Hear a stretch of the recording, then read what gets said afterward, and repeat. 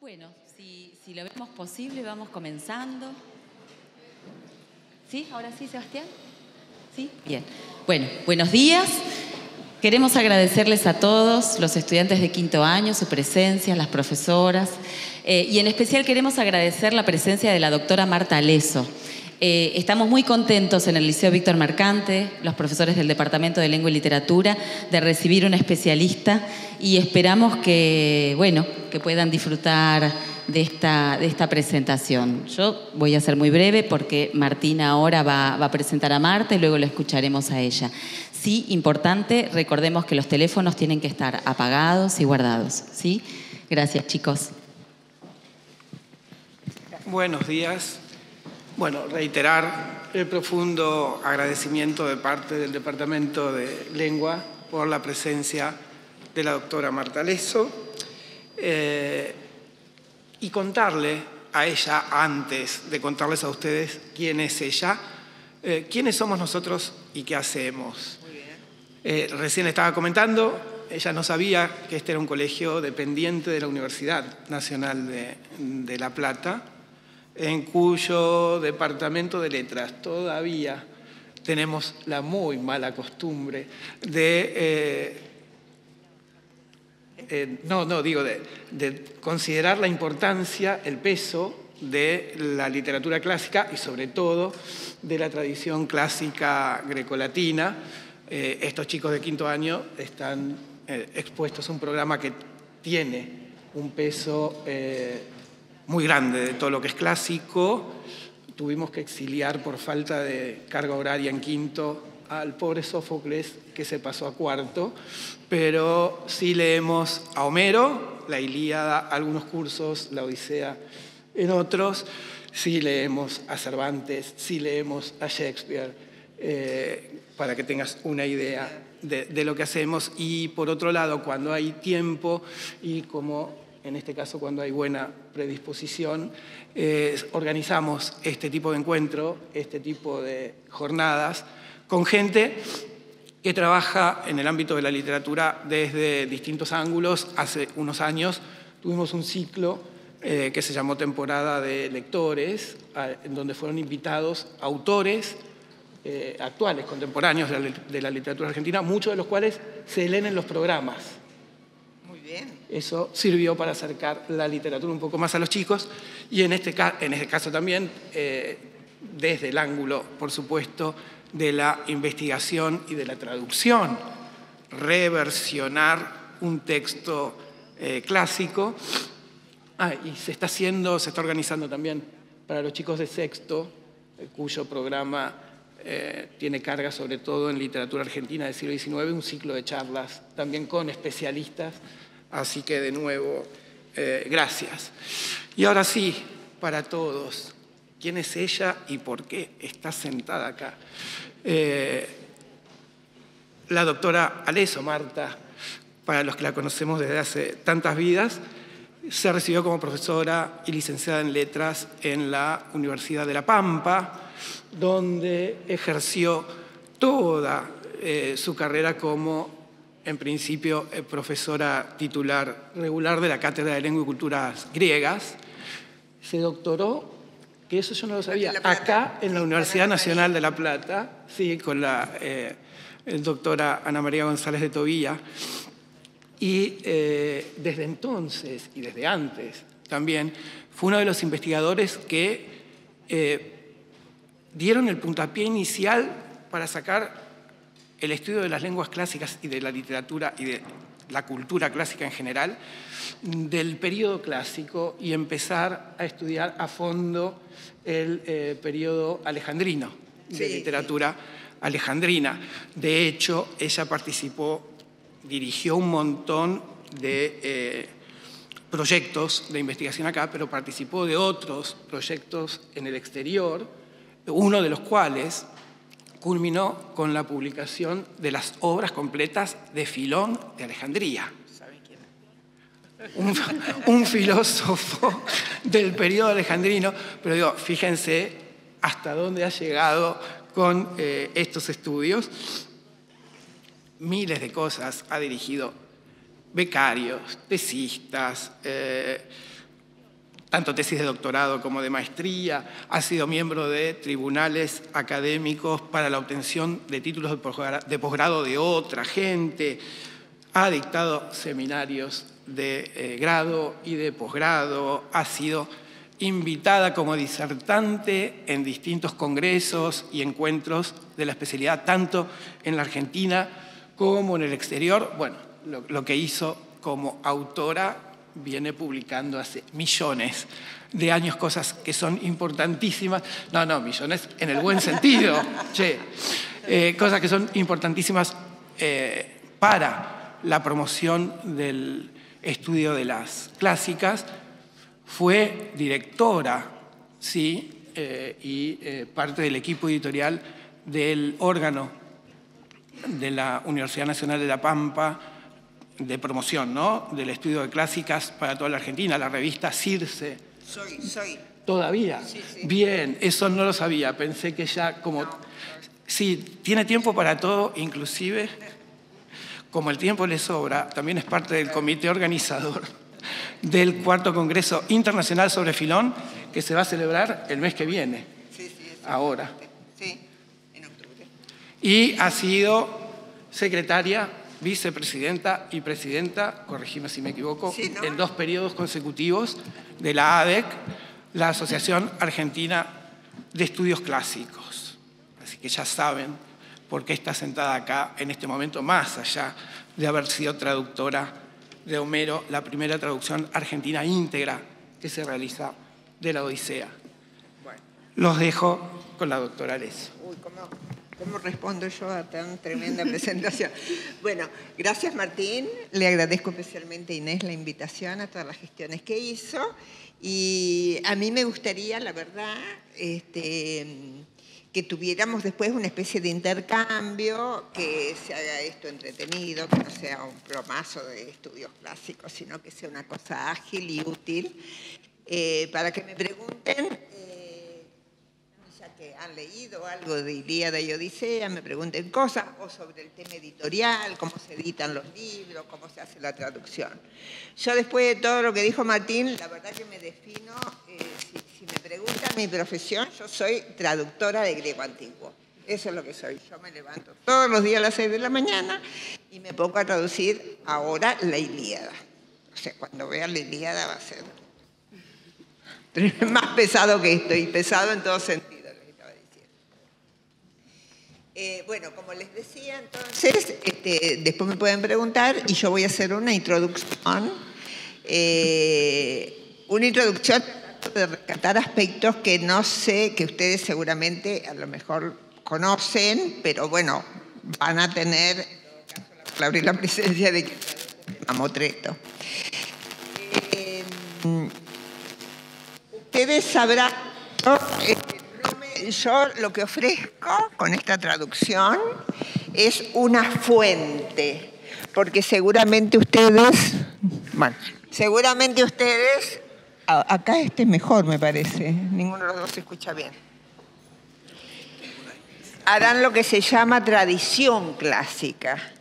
Y yo de tradición clásica sé muy poco, porque ahora está por salir una película, se está poniendo otra vez de moda, entre comillas, todo el tema de Odisea, y hay 100.000, hay muchísima, esta es la historia de la literatura, está acá, y yo lo que ofrezco es la fuente.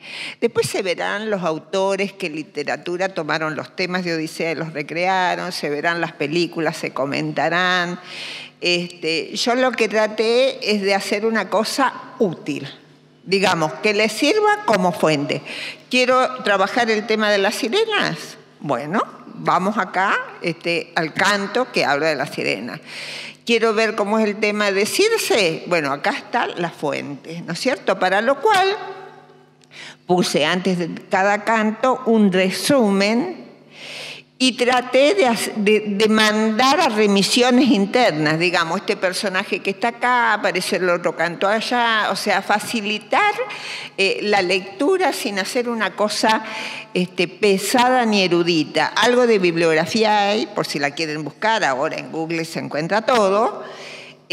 Pero la Ilíada, por ejemplo, la estoy haciendo sin nada de bibliografía, porque hay tanta, entonces simplemente explicando las cosas. Por ejemplo, no sé si usted, porque esto debo reconocer, y ustedes reconocerán, que se lee fragmentariamente, ¿no es cierto? Toman un episodio, un canto, o una parte de un canto y trabajan esa parte. Entonces es muy difícil percatarse de cómo es la estructura, que es complejísima. Fíjense que esta obra tiene, tenemos 20 siglos después de la era común, 8 para atrás, 28 siglos de antigüedad. Ha sido compuesta hace 28 siglos, nada más ni nada menos. Y de manera oral, ahora vamos a hablar un poquito de eso. Entonces, es dificilísimo pensar cómo se logró una estructura tan complicada, porque es como una especie de cajas chinas, ¿no es cierto?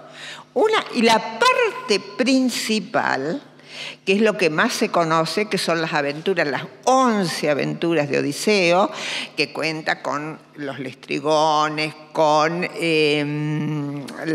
los odres del viento, de Olo, cuando los compañeros se comen las vacas del sol, las sirenas, Escila y Caribdis, todas esas aventuras las cuenta Odiseo, porque las cuenta Odiseo en 3 noches que está en la isla de los Feacios, que parecen el corpus casi completo de Odisea, porque, ¿no es cierto?, los críticos y los comentaristas, toda la segunda parte, que es a partir del canto 13, que es lo de los pretendientes, se trabaja menos. Creo yo que se trabaja más las aventuras. Pero esas aventuras, si ustedes se dan cuenta, las cuenta Odiseo solamente sin testigos. ¿Quién fue testigo de todas esas cosas que le pasaron? ¿Quién fue testigo de que lo ataron en el mástil y que él escuchó la sirena? ¿Las escuchó o está mintiendo? Porque es el gran mentiroso, el gran fabulador. ¿Será cierto que estuvo en la isla de Circe?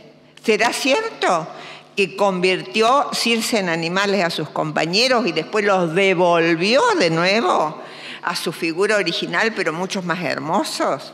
¿Será cierto que era este gran conquistador tan atractivo que Nausicaa inmediatamente se enamoró de él? Y hasta les diría, hasta la misma Atenea está enamorada de él.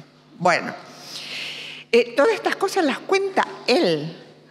Y no hay testigos, porque Atenea no sabemos por qué lo abandonó. Quizás celosa porque se quedó 7 años en la isla de Calipso.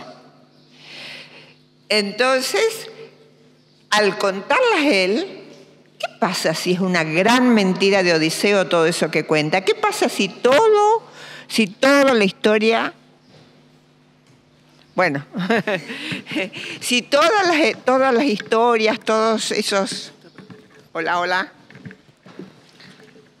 No importa, yo tengo la voz, me escuchan igual, ¿no?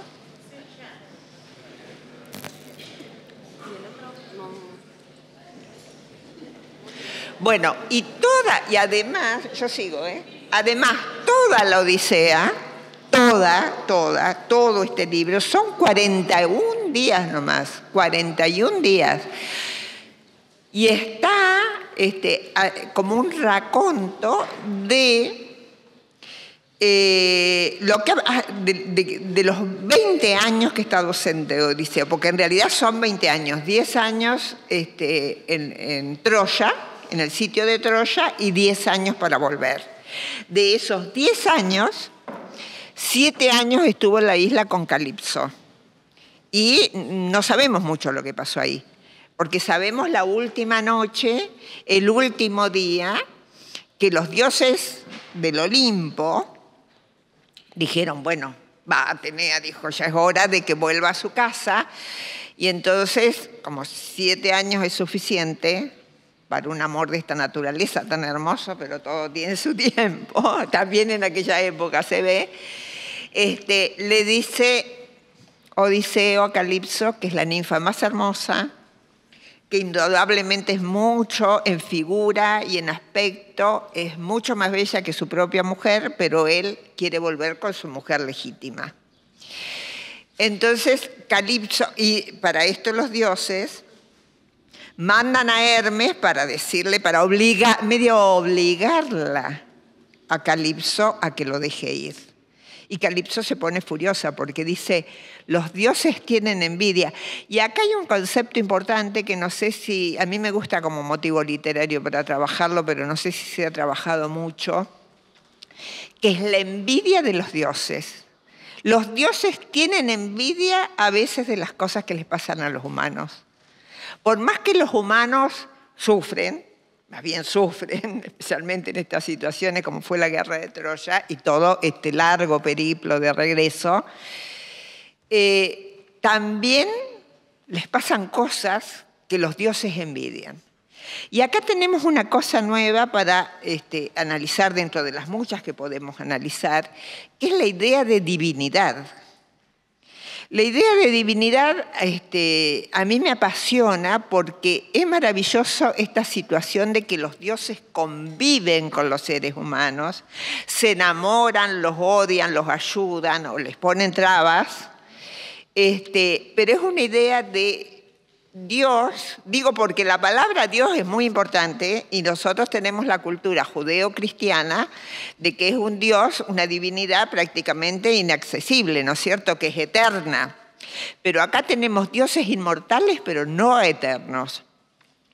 Dioses que conviven con los humanos y se enamoran de los humanos. Calipso estaba enamorada de Odiseo y no quiere que se vaya.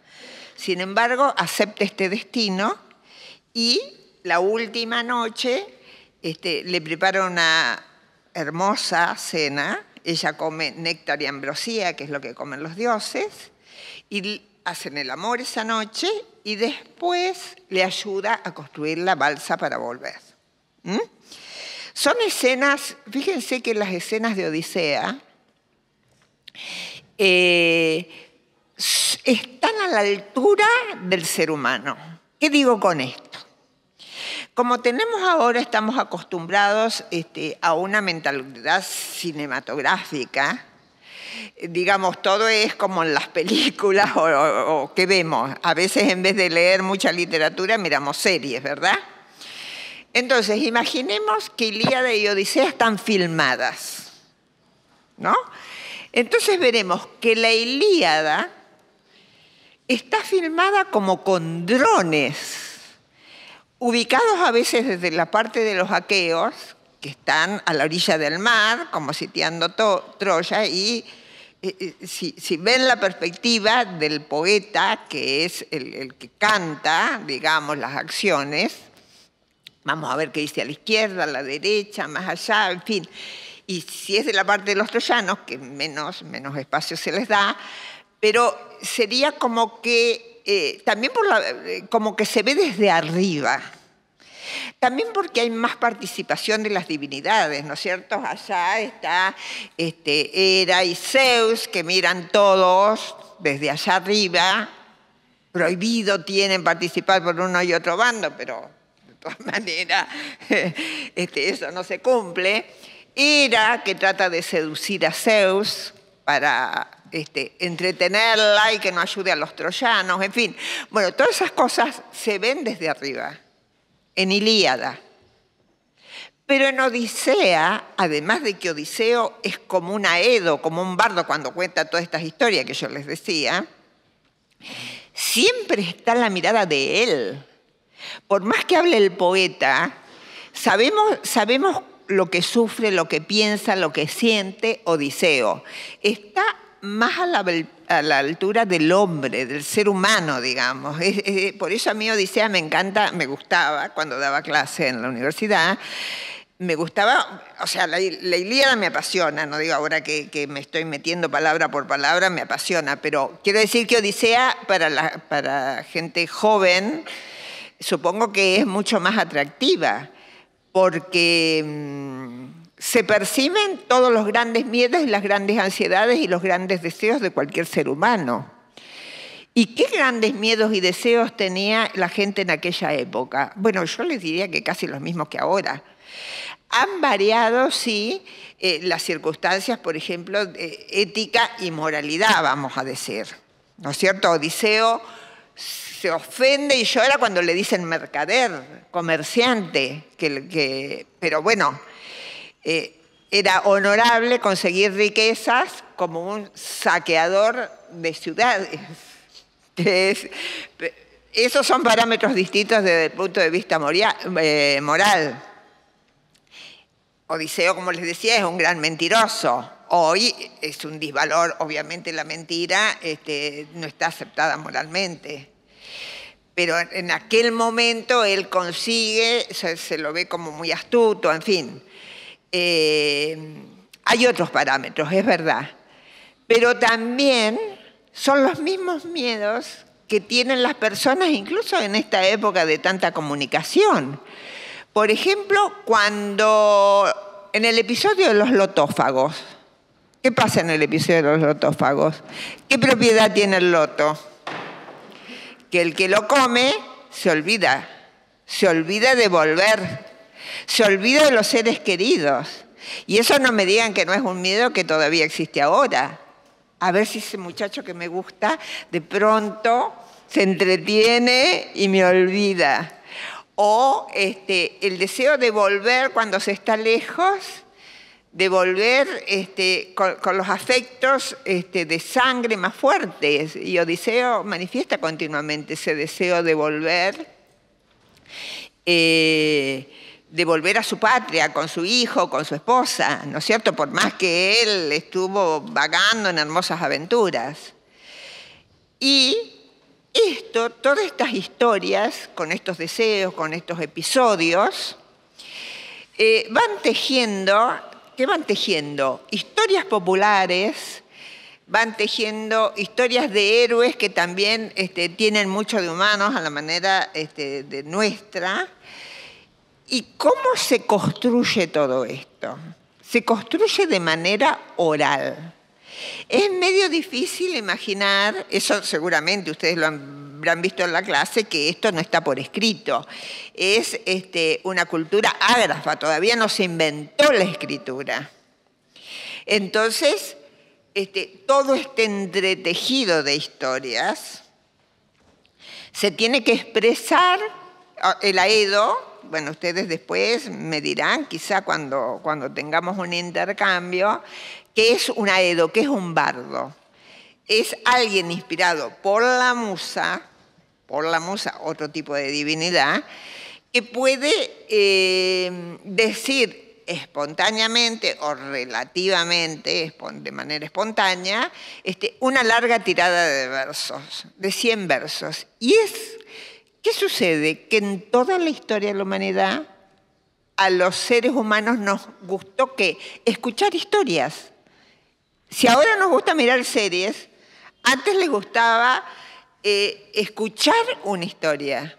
Por eso Demódoco, en la isla de los Feacios, cuenta los amores de Ares y Afrodita, que se podrían sacar y aislar y contar aparte.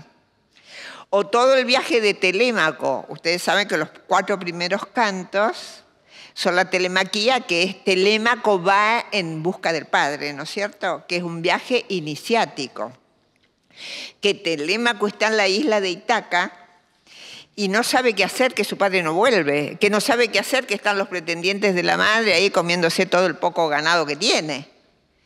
Entonces, toda esa primera parte se contaba aparte. Es como que hay, incluso además de otras historias que se incorporan a la Odisea, otros ciclos épicos, porque ha habido en la antigüedad muchos ciclos.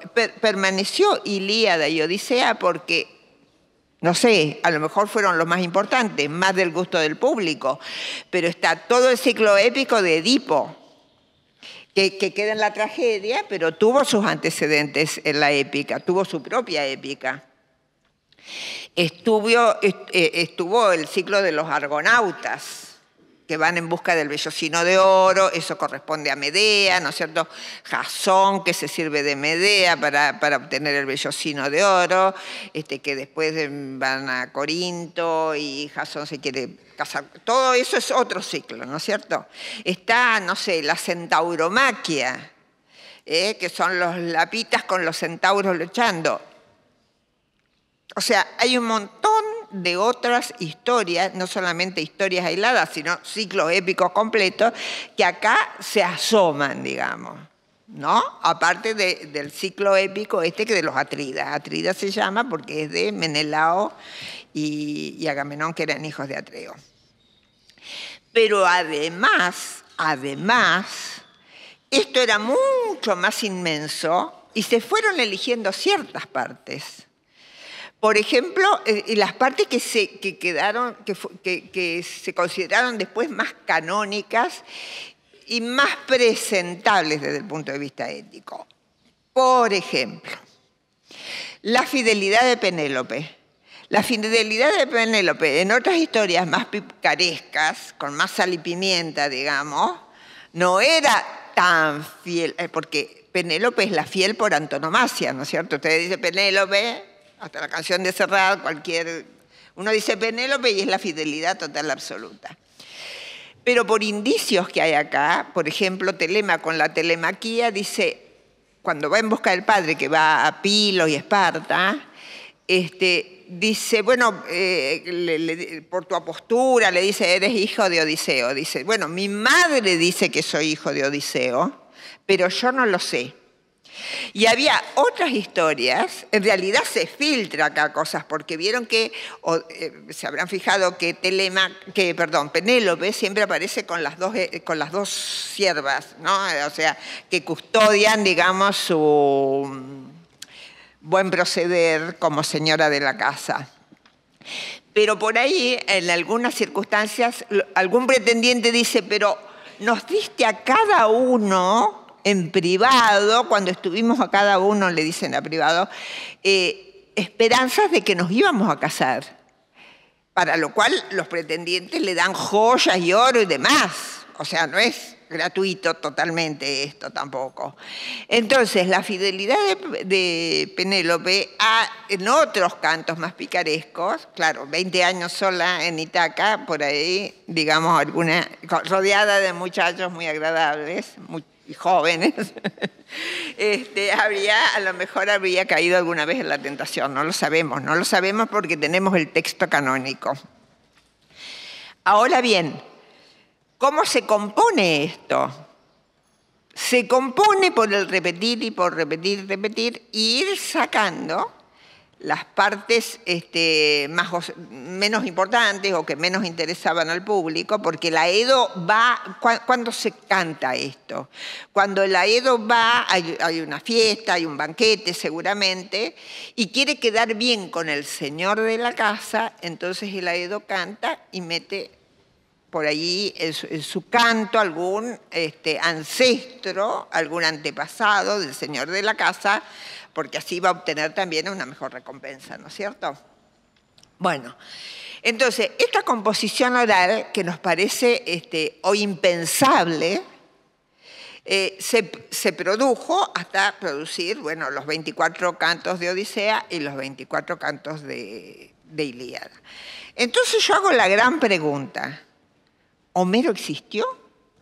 ¿Homero fue el compositor? ¿Por qué decimos que Homero es el autor? Bueno, en realidad nunca sabemos, porque es un nombre como todos los nombres griegos, es lo que se llama un nombre que tiene una significación. Homero quiere decir Homéjoros, el que no ve, porque se supone que los que tenían este don del canto eran ciegos, ¿no es cierto? Como es Demódoco, por ejemplo. A Demódoco dice, la musa lo privó de la vista. Se supone que el que está privado de la vista desarrolla otras capacidades. Digamos, para este caso, la memoria, ¿no es cierto? Pero fíjense que esto, además que hay investigaciones de que sí, efectivamente, los pueblos ágrafos pueden producir y pueden crear una poesía incluso compleja, nosotros tenemos, por ejemplo, los payadores. ¿Nunca escucharon una payada ustedes? Que a partir de una palabra, bueno, yo porque soy de La Pampa y hay, continuamente hay en las domas y qué sé yo, hay. Pero a lo mejor de una palabra hacen una gran extensión poética.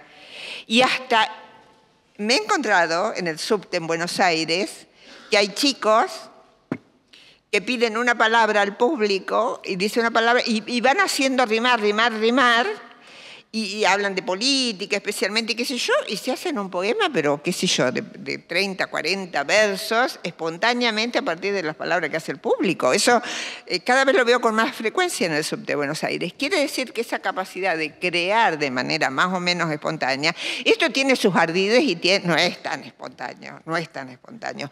Hay rimas, hay palabras que riman más fácilmente, y en la Odisea hay lo que se llama las fórmulas. Cuando se va a hablar de un banquete, siempre los 4 o 5 versos que describen el banquete, siempre va a hablar de las criadas que limpian la mesa, ponen el pan en las canastas, en fin, siempre es más o menos la misma escena. Y después habrán visto ustedes los nombres con epíteto, que por ejemplo, qué sé yo, Atenea es Glaucopis. Bueno, para la traducción, ahí vamos a ir a un problema de la traducción. Atenea, que yo traduzco como de ojos de lechuza, porque glaucos es, hay que poner 4 palabras, de ojos de lechuza. En cambio, en griego es una sola palabra, es glaucopis. Eos, la aurora, la mañana, que es la diosa de dedos de rosa, rododáctilos, es una sola palabra. Pero nosotros tenemos que traducir con varios. Esos son los problemas de la traducción.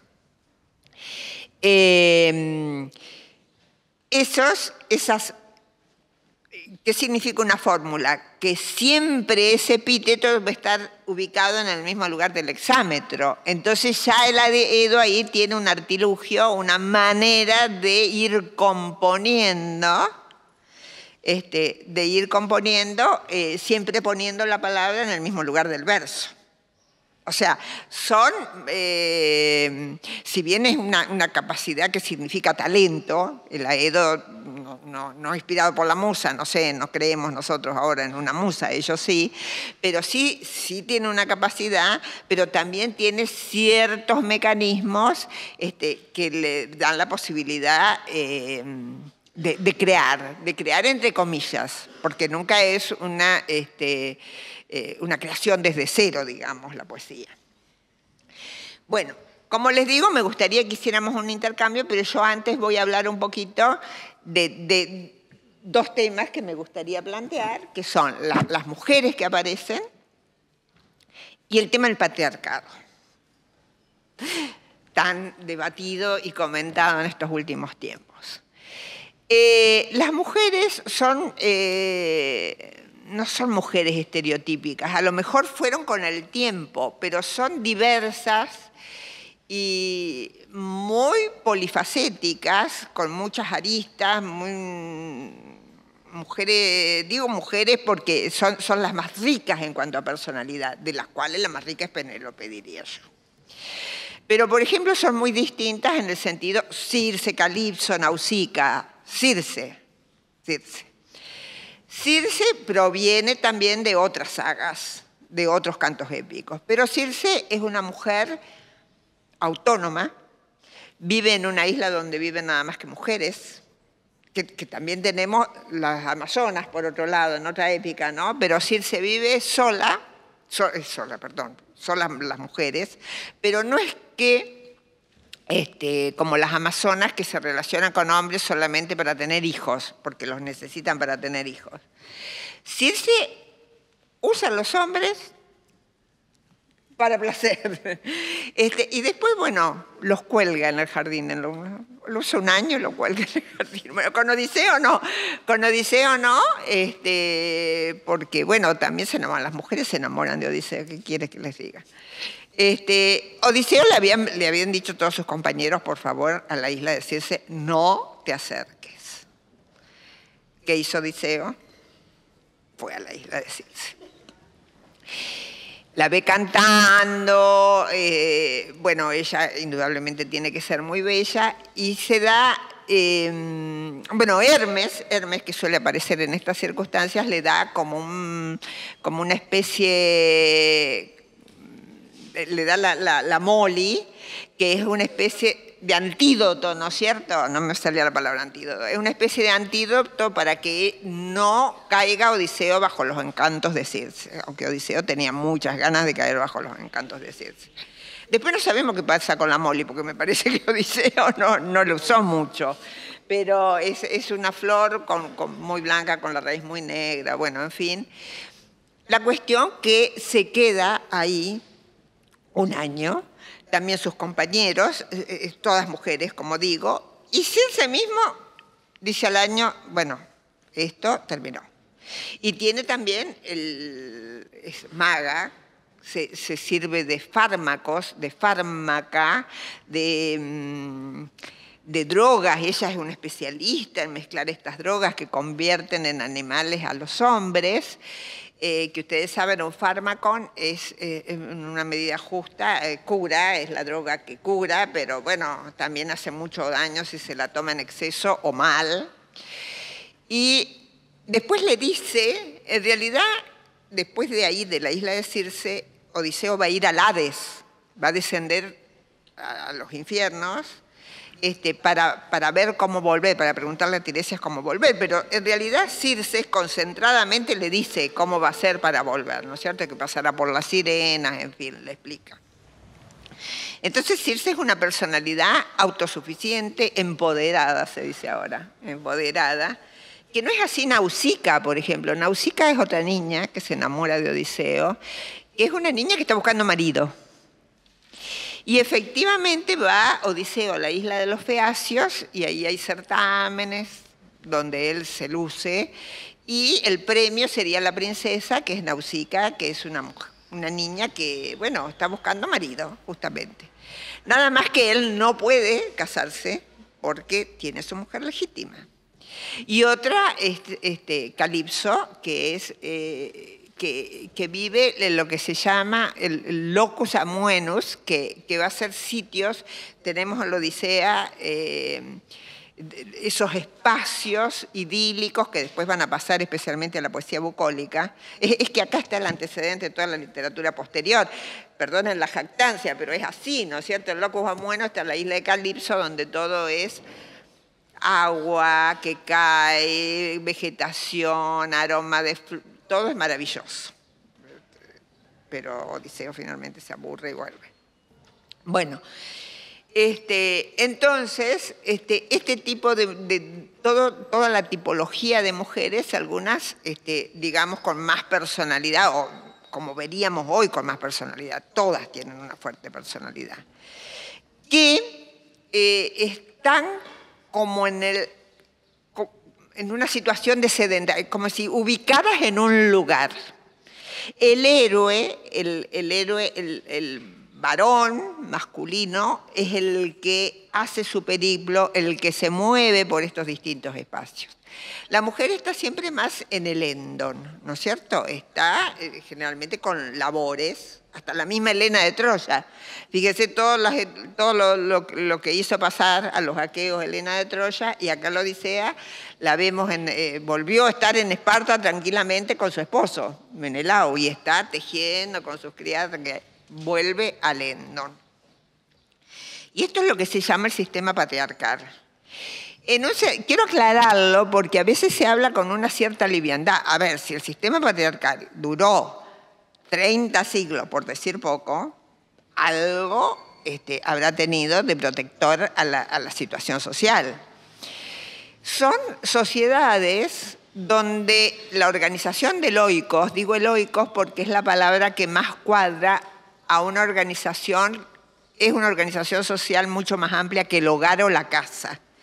Está el señor, dueño, la esposa, otras veces las concubinas, los hijos, las esposas de los hijos, y y todo en un sistema que significa protección a los que viven ahí. Por eso, cuando Odiseo vuelve, ¿se acuerdan ustedes que cuando vuelve a Ítaca, Atenea misma lo transfigura? Lo pone como un mendigo, ¿no es cierto? Lo transfigura todo porque no va a llegar a Ítaca, ha estado 20 años ausente, no sabe lo que está pasando en su propia casa. Entonces lo transfigura y ahí se encuentra en un banquete con los pretendientes. Los pretendientes siempre están de banquete y pelea con otro mendigo. Pero el otro mendigo es de ahí, de la casa. Y entonces Odiseo llega como un test, Ahí está el tema del patriarcado. O sea, el patriarcado también protege a todo lo que es toda la gente que vive en la casa, sea de la misma sangre o no, especialmente esclavos. Bueno, la palabra esclavo no aparece en Homero, pero vamos a ponerle que la situación de sujeción que viven algunos siervos los podríamos denominar esclavos. Y entonces Odiseo, que llega como mendigo, los pretendientes pueden pegarle, pueden mofarse, pueden reírse.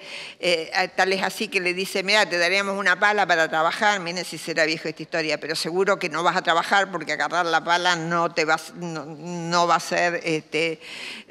ser lo tuyo, que solo le gusta comer de arriba, en fin, todas esas cosas le dicen. Y acá el problema de toda la Odisea, creo yo, es que el sistema patriarcal está acéfalo. Y eso es un problema gravísimo, porque Telémaco no sabe qué hacer. No sabe si dar la mano, si a él le corresponde dar la mano de la madre a uno de los pretendientes, si devolverla al padre para que el padre otra vez la dé como esposa a alguien, no sabe qué hacer. Y Laertes, el padre de Odiseo, está por ahí medio perdido en el campo, no quiere hacerse cargo. Y Telémaco todavía no está tiene 20 años nomás.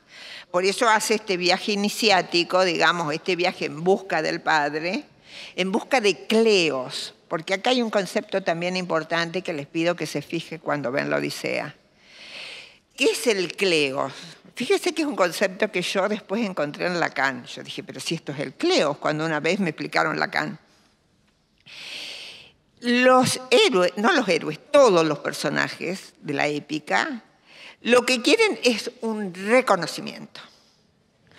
Pero, o sea, no es tan importante lo que yo pienso de mí mismo, sino lo que yo creo, ni lo que yo pienso de mí mismo, ni lo que los demás piensan de mí, sino lo que mi personalidad se construye a partir de lo que yo creo que los demás piensan de mí. ¿Me siguen? Lo que yo creo que los demás piensan de mí. Y en esto está también el afecto. ¿Me quieren o no me quieren? Porque ¿qué piensan de mí? Y esto que lo dijo después Lacan con otras palabras mucho más complicadas y enredadas, es el Cleos en la épica. El héroe no solamente necesita ser heroico, sino que necesita que le reconozcan. Telémaco necesita que le reconozcan que él puede ser el señor de Oikos. Odiseo necesita que lo reconozcan y hay una serie de se llama el término técnico, digamos, anagnórisis, que son los distintos reconocimientos que lo van a llevar de nuevo a ubicarse como señor de Oikos. O sea, ¿se acuerdan? No sé si se acuerdan del episodio de la nodriza, que cuando le lava los pies le ve la cicatriz, y ahí hay un excurso que explica cómo se hizo esa cicatriz, Odiseo, hasta el perro Argos lo reconoce, ¿no es cierto? Bueno, y el reconocimiento más importante, ¿cuál va a ser? El de la esposa.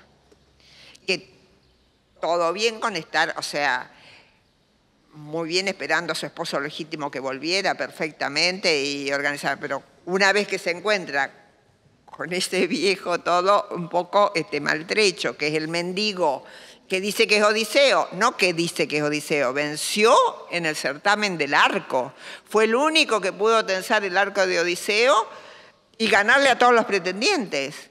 Y Penélope había dicho que iba a casarse finalmente con el que ganara el certamen del arco. Y cuando gana el certamen, ese viejo, porque estaba más viejo y más sucio y más feo, así lo había puesto Atenea para cuando volviera a la casa no lo reconocieran, bueno, Penélope ya no está tan convencida.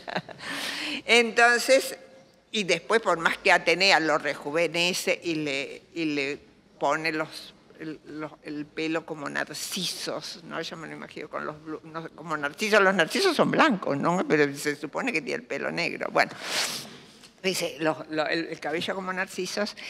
Entonces, ella tiene que hacer el reconocimiento, el gran reconocimiento, y aceptarlo de nuevo como esposo.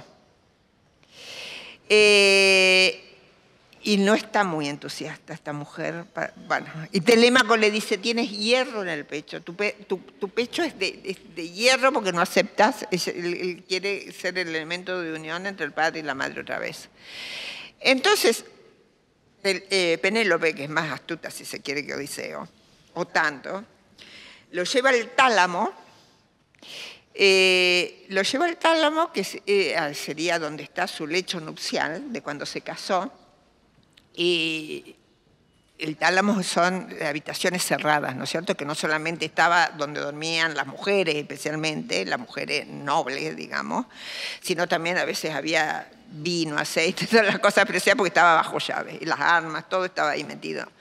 Pero lo lleva al tálamo, a su tálamo nupcial, y le dice, bueno, podemos correr la cama, podemos correr el lecho hacia afuera, y finalmente yo te aceptaré como esposo. ¿Y qué pasaba con el lecho nupcial? A ver si ustedes se acuerdan. Odiseo le dice, no, mujer, tú eres muy astuta, pero yo ese lecho lo construí con mis propias manos y lo hice sobre un tronco de olivo en el medio de la habitación. No se puede correr. Hay un árbol ahí, está hecho sobre un árbol. Yo mismo lo trabajé. Entonces, bueno, finalmente hubo que reconocer que ese era su legítimo esposo, ¿no es cierto? Pues sabía cómo se había hecho el lecho nupcial. Y entonces, finalmente, yo creo que ahí se restablece el patriarcado en términos que la antigüedad lo aceptaba y lo consideraba necesario. Bueno, y ahora vamos a... yo me paro un poquito y ustedes me van a hacer, no sé, me van a hacer comentarios, quizás, preguntas. Bueno, dale.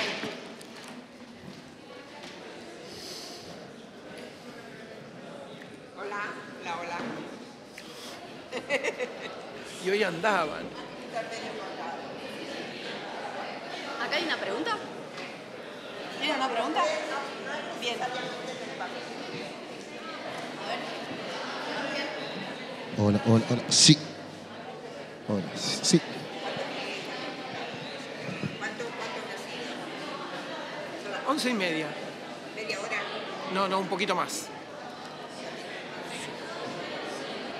Sí, aparte muy clara, muy clara.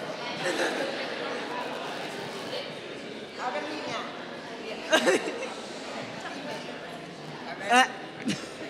Hola.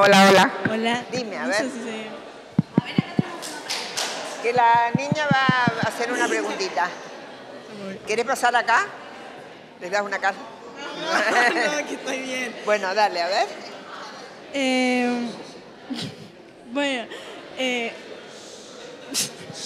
Bueno, voy a pegar más. Se deje de reír. Sí, que exactamente con la Ilíada, ¿qué es lo que, como, no sé si dificultades, pero qué te está tomando como más tiempo realizar con esta traducción? Porque encima la Ilíada tiene muchos personajes, me acuerdo, todos los cantos se Ahora que presentan. te cuento lo que estoy haciendo ahora y te vas a querer morir. Sí, por eso. Entonces me da curiosidad saber cómo estás haciendo, porque es una traducción muy complicada. Porque... Mira, yo te voy a decir una cosa y la verdad, aunque no me la quieran creer. Traducir la épica no es tan difícil. Primero que aprender griego, no sé, acá dirán mis colegas, aprender griego no es tan difícil como parece. La grafía es distinta, pero yo creo, o a mí me gustaba más, que mucho más difícil es el latín, ¿no? Porque el latín es como el castellano, como el italiano, que es complicadísimo. En cambio, la Odisea es cada examen. Entonces yo todos los días a las 6 de la mañana puedo traducir hexámetro por hexámetro. Pero ahora, o sea, empecé por el canto 16, no quise hacer, digamos, 1, 2, 3, 4, sino que empecé por el canto 16, después fui al 15, después fui al 1, y ahora estoy con el 2. El 2 es aburrido, pero me encantó porque se acuerda que es el catálogo de las naves. Entonces yo dije, antes de seguir traduciendo, voy a ver dónde es cada uno en cada lugar. Entonces ahí en el 2, que son 60.000 que fueron a Troya. Es un numerito, ¿no? Entonces, en el catálogo de las naves de cada ciudad se dice, y este era el héroe Neoptólemo, y esto era...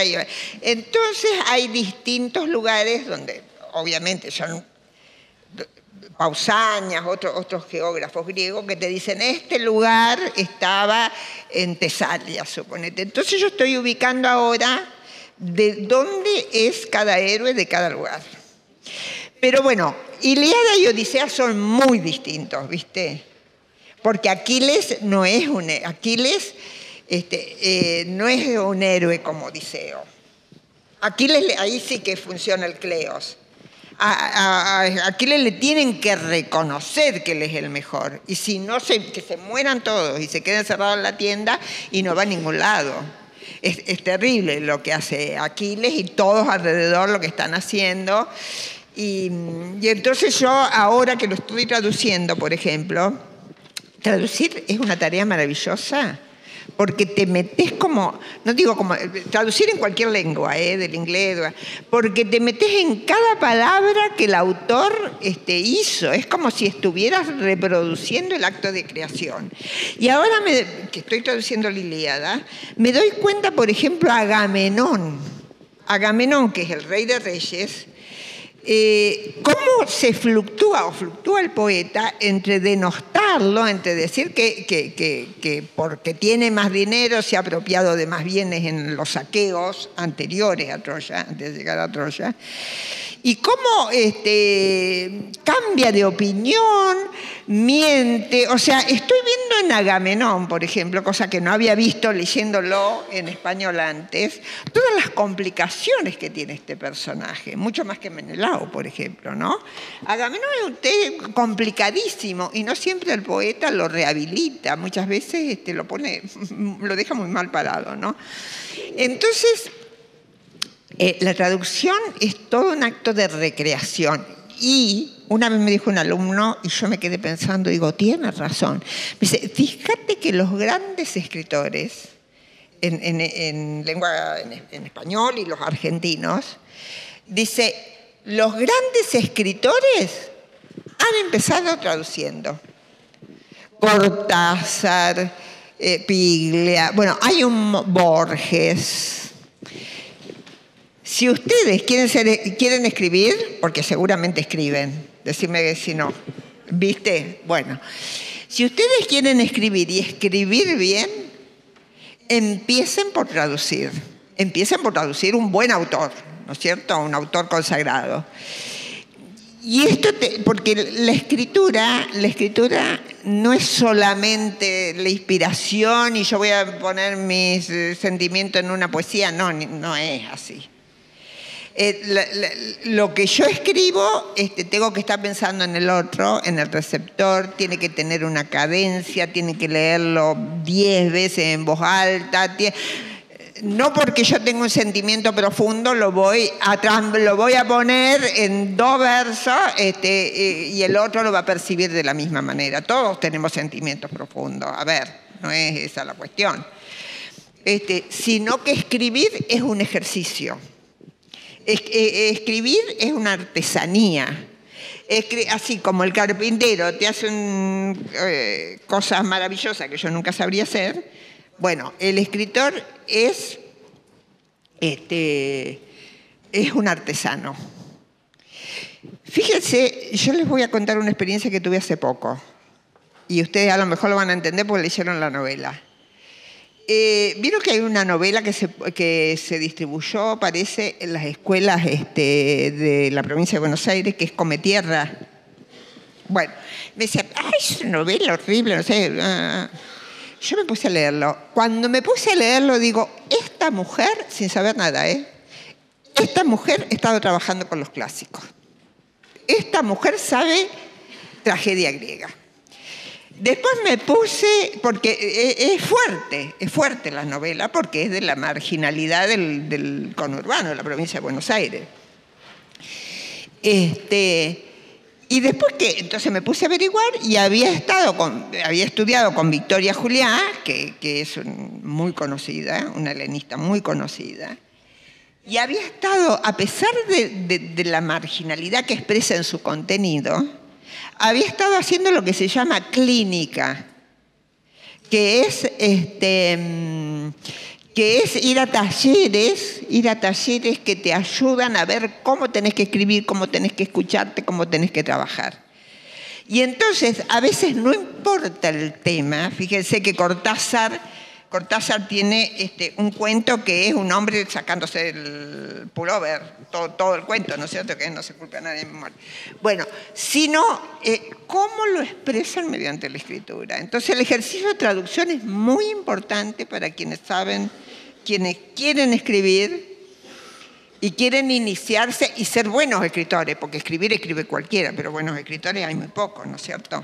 Bueno, pero vamos a la Odisea, a ver.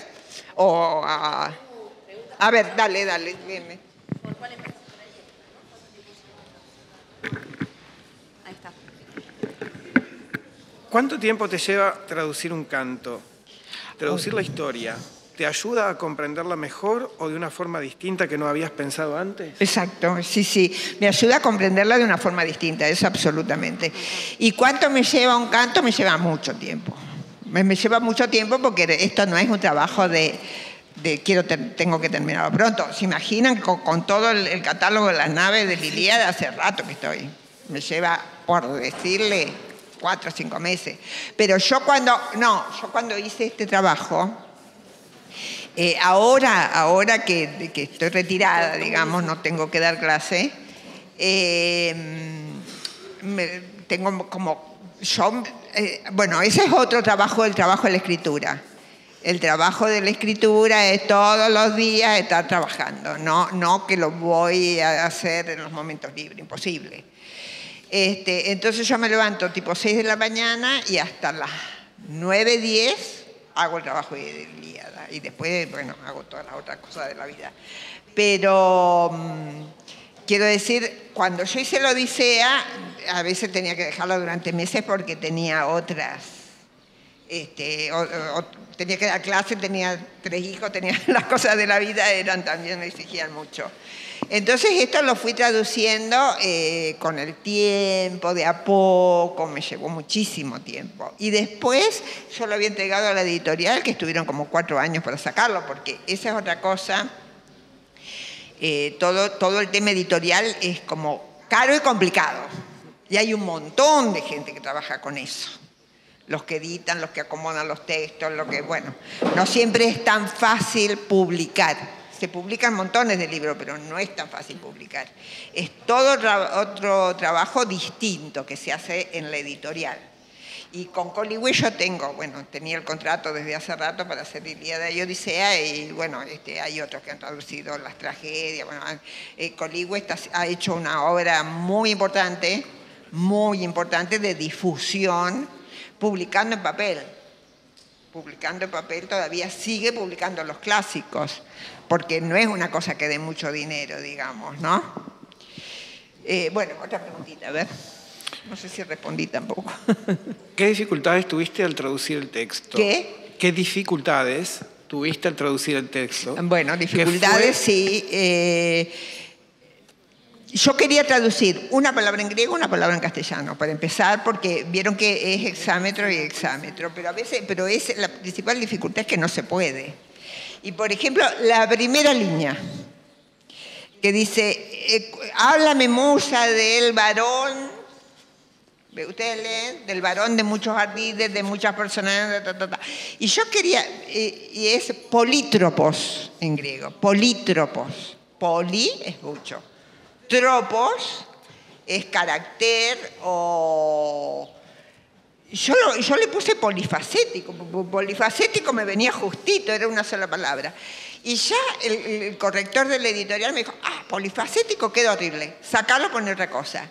No, pero es que polítropos es polifacético. Entonces, a veces uno pretende reproducir y no se puede. O sea, Umberto Eco decía, traductore, traditore. Uno siempre traiciona el texto original, porque uno quisiera reproducirlo tal cual, porque lo estás disfrutando en lengua original, y tal cual no se puede.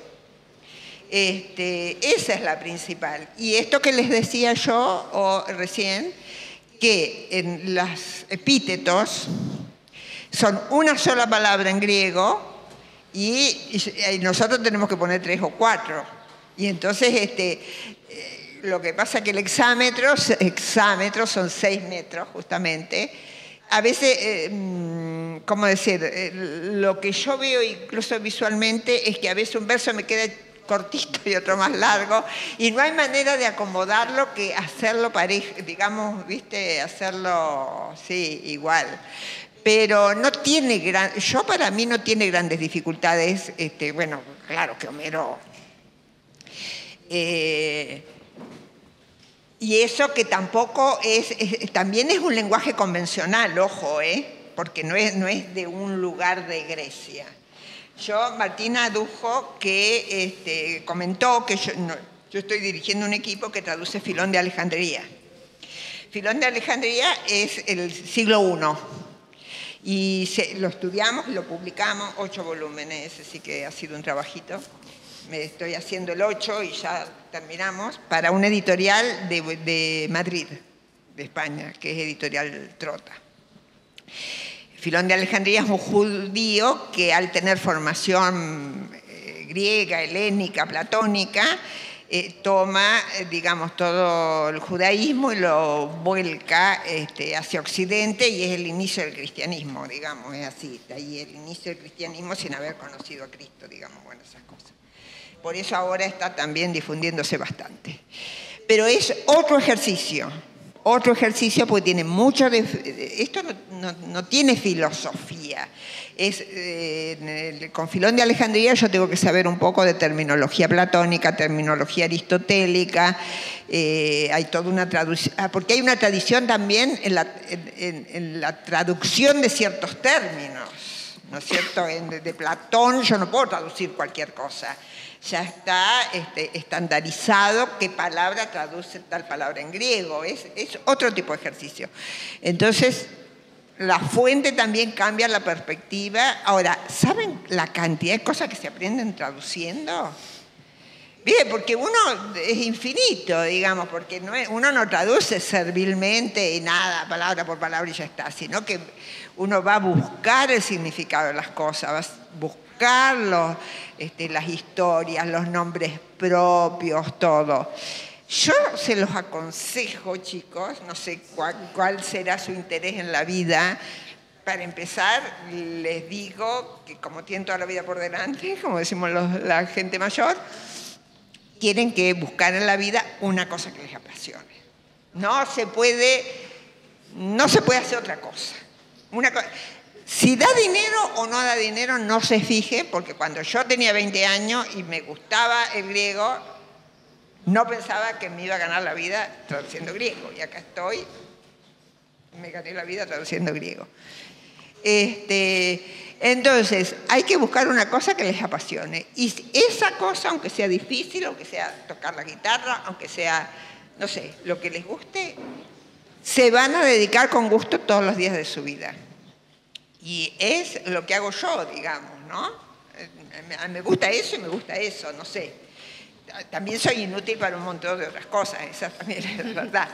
Pero nada es pesado si uno le gusta. No me gusta la palabra vocación, porque las vocaciones no sé si existen, digamos. Pero sí hacer todos los días lo que a uno le gusta. Eso es impagable. Entonces, si van a escribir, todos los días escribir un rato. y buscar maneras de que no sea solamente así espontáneo, sino con método y con constancia sobre todo. Bueno, yo me parece que no sé si estoy respondiendo a lo que me preguntan. ¿Cómo haces cuando hay una palabra en griego que no tiene una traducción exacta en español? Y es un gran problema. Bueno, no, bueno, en muchas ocasiones me fijo en otras traducciones, obviamente, para decir, no, yo voy a traducir mejor. Sí, muchas veces tengo que consultar porque a veces no sé exactamente qué término utilizar, eso es verdad. Ahora, me tengo que hacer, por ejemplo, ¿cómo se diría? A mí eso me enseñó una editorial, como una especie de diccionario, no, ¿cómo es que se dice? Un léxico, digamos. Tengo que hacer como un listado en un archivo para traducir siempre de la misma manera. No importa que yo la traduzca mal o lo traduzca bien, es mi manera de traducir. Entonces, si pongo, qué sé yo, Atenea de ojos de lechuza, siempre tengo que poner por ejemplo, hay términos que son como antiguos, pero yo un poco, por ejemplo, magnánimo, que es un término que bastante me gusta, hay términos que son como antiguos, pero yo también le quiero dar un poco un tono arcaizante a esto, porque esto no es... Por ejemplo, a mí, en la UBA, especialmente en la Universidad de Buenos Aires, hay muchas traducciones muy buenas, pero están en el español rioplatense. Con vos, vos tenés, así, ¿no? No, eso es un criterio que cada grupo de investigación lo acepta, ¿no? Pero a mí no me gusta. Entonces, otra dificultad que tuve es que hago con el tú, sí, pero el vosotros no va, el vosotros no. Entonces, un tú es más suave, porque también tienen que pensar que puede ser para un público más amplio que el rioplatense, digamos, ¿no? Fíjense que, bueno, yo traduje también para, no sé, para otras editoriales, traducía para enciclopedias en una época. Y los traductores argentinos somos muy buscados. Porque el español cuando traduce, y yo me di cuenta porque en el equipo tenía españoles para Filón de Alejandría, el español no lo sacás de ciertos modismos que tiene el gallego, digamos, ¿no? Que lo decimos despectivamente. Pero, por ejemplo, el leísmo que tienen. Ahora no me sale nada con le, pero tienen modismos castizos, españoles, que no se los sacan. En cambio, no se los sacan. Sí, en las películas lo ves, por ejemplo, o en las series, ¿viste? Y cuando lees el leísmo, por ejemplo, que el objeto directo es lo o la, y todo es le. Bueno, entonces, esa fue también una decisión. Yo pongo ustedes. Cuando se trata de la segunda persona del plural, es ustedes. Cuando se trata de la segunda del singular, un tú. Vosotros me parece horrible, nadie se cree el vosotros, ¿no es cierto? Ustedes va bien. Y después los imperativos son complicados para traducir. O sea, el imperativo es que no quede así un español. Ni siquiera sé si se estudian ahora en la escuela los tiempos como estudiamos nosotros, todos, sí, acá, sí. Sí, bueno, me parece muy bien. No, porque nosotros estudiamos, viste, el subjuntivo, todo, como corresponde en español, como debe ser.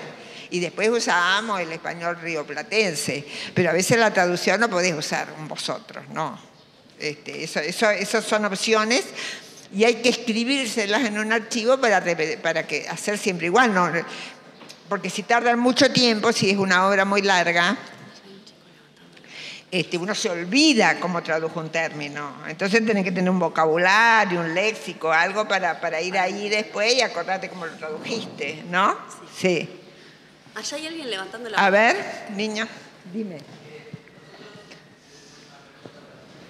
Muy bien.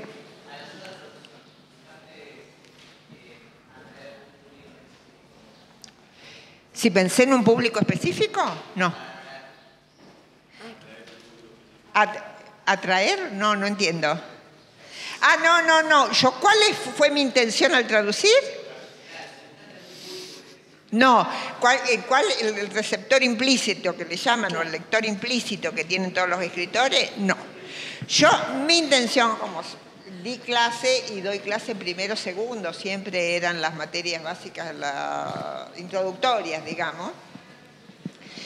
Yo lo que siempre pretendí es que fuera útil. Porque, por eso digo que no... A ver, yo le dijo Martín al principio que yo dirijo una revista de estudios clásicos que se llama CIRCE, de clase de hipótesis. Entonces recibo artículos, ¿no es cierto? Y yo a veces leo esos artículos, los mando a evaluar, los evalúan y todo, pero son tan específicos, tan eruditos, tan para un público tan selecto, que yo digo, pero 2 personas le va a interesar este artículo. Si es que hay 2 en este mundo que le interesa una cosa tan erudita. Y lamentablemente en el mundo de la ciencia, o en el mundo de las ciencias literarias incluso, cuanto más específico es el tema, cuanto más para un grupo más cerrado es, como que es más importante. Eso a mí no me interesa. A mí me interesa que si vos vas a leer, no sé, como te digo, en Ilíada, Agamenón, vos te encuentras con Agamenón y remitirme, pero mirá que Agamenón esto lo dijo distinto la otra vez, o se está contradiciendo, o bueno, en la épica hay muchas contradicciones, porque como les dije, son varios, no es un solo poeta, un Homero solo no existió, son varios poetas que van construyendo. Entonces se contradicen, el que se murió en la Ilíada, el que se murió en el canto 2, por ahí aparece vivo en el canto 14, ¿no? Entonces, bueno, fíjate que se murió, o no es el del mismo. A veces los nombres de las ciudades y los nombres de los héroes tienen Eurípilos, hay un montón de Eurípilos. Bueno, Eurípilo no es el mismo del canto 2. O sea, yo que tengo más medios... bueno, después otra cosa. Nosotros en lenguas clásicas tenemos medios electrónicos desde hace muchísimo tiempo. Tenemos diccionarios online, tenemos el Thesaurus de lengua... O sea, no es que estamos con los papiros traduciendo, ¿eh? No. Porque, viste, dicen, hay una cosa antigua, bien, no sé qué. No. En lenguas clásicas, yo tengo la Odisea electrónica, ¿no? Entonces, ¿qué pasa? Tengo lo que se llama el Thesaurus, yo voy a un término y me manda el diccionario en inglés. Pero el diccionario en inglés, a su vez, es un link que me manda al significado. O sea, trabajamos electrónicamente, trabajamos con los medios más modernos de investigación. En las lenguas clásicas fue pionero en todas estas cosas. Y tenemos un corpus inmenso, ya volcado a la electrónica. Entonces, se trabaja con metodologías muy modernas, con medios muy modernos. No es que estamos con el dedito así. No. Entonces ¿qué es lo que hago?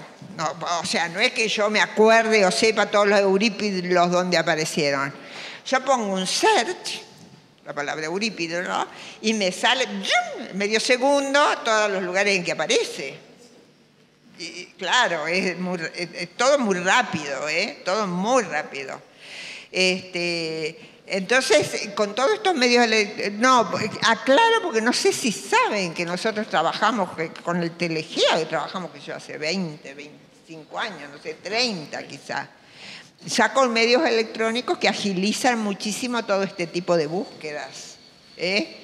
Entonces ahora una fórmula, vieron que yo les decía que la poesía oral se construye sobre la base de fórmula. Yo busco una fórmula, lo pongo en la computadora y me aparece, qué sé yo, las 20 veces que aparece igual. Entonces yo ya sé que las 20 veces lo tengo que traducir de la misma manera y sé cuándo aparece, sé en qué lugar del verso aparece, sé todo eso. Es como buscar, pero desde hace muchísimo tiempo que estamos haciendo eso.